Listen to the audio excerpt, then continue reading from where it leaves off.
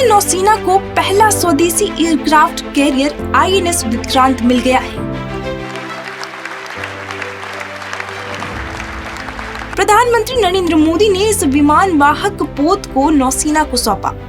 विक्रांत भारत में बना सबसे बड़ा युद्धपोत है। भारत का पहला स्वदेशी एयरक्राफ्ट कैरियर कितना ताकतवर है? भारत के पास अब तक कुल कितने एयरक्राफ्ट कैरियर हैं? इससे भारत की नौसैनिक क्षमताओं में कितना फर्क आएगा?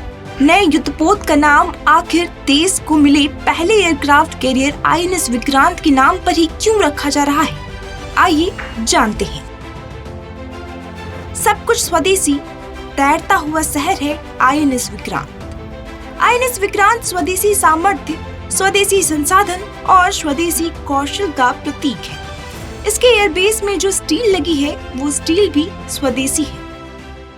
साथियों,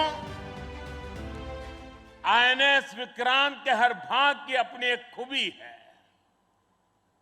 एक ताकत है, अपनी एक विकास यात्रा भी है।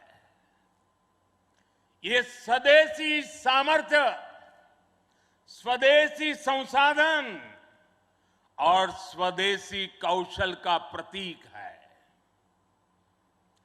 इसके एयरबेस में जो स्टील लगी है वो स्टील भी स्वदेशी है।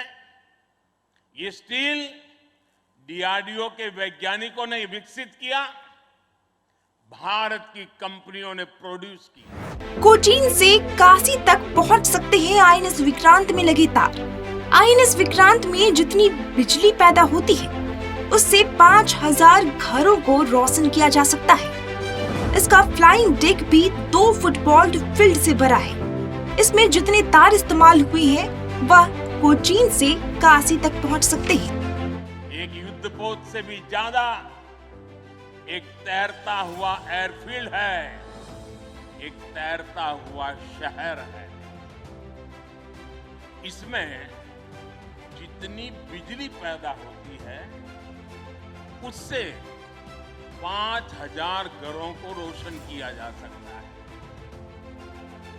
इसका फ्लाइट डेक भी 2 फुटबॉल ग्राउंड के बराबर है। विक्रांत में जितने केबल्स और वायर्स इस्तेमाल हुए हैं वो कोची से शुरू हो तो काशी तक पहुंच सकते हैं।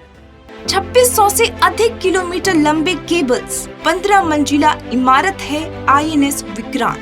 INS विक्रांत को बनाने में 21,000 टन से ज्यादा स्पेशल ग्रेड स्टील का इस्तेमाल हुआ है। इसमें 2600 किलोमीटर से ज्यादा लंबे इलेक्ट्रिक केबल्स लगे हैं। एयरक्राफ्ट कैरियर पर 150 किलोमीटर से ज्यादा लंबी पाइपलाइन बिछी है। INS विक्रांत की ऊंचाई 61.6 मीटर है, यानी कि यह करीब 15 मंजिला इमारत जितना है। 262.5 मीटर लंबी INS विक्रांत पर 1600 क्रू मेंबर आराम से रह सकते हैं। वैसे विक्रांत पर 2300 कंपार्टमेंट बनाए गए हैं। फिलहाल INS विक्रांत पर MiG-29 के लड़ाकू विमान और KA-31 हेलीकॉप्टर्स का एक बेड़ा तैनात किया जाएगा। भारत में बने पहले एयरक्राफ्ट कैरियर का नाम INS विक्रांत रखा गया है। इससे पहले ब्रिटेन से खरीदे गए भारत के पहले विमान वाहक पोत HMS हरक्यूलिस का नाम भी INS विक्रांत ही था। 1971 के भारत पाकिस्तान युद्ध में अहम भूमिका निभाई थी। अगर तब से अब के विक्रांत में अंतर की बात करें तो पुराने INS विक्रांत 700 फीट लंबा, वहीं नया 862 फीट लंबा है। पुराने युद्धपोत की रफ्तार 46 किलोमीटर प्रति घंटा थी, वहीं नए युद्धपोत की रफ्तार 56 किलोमीटर प्रति घंटा है। पुराने विक्रांत में 1110 नौसैनिक रह सकते थे, नए में 1700 नौसैनिक रह सकते हैं।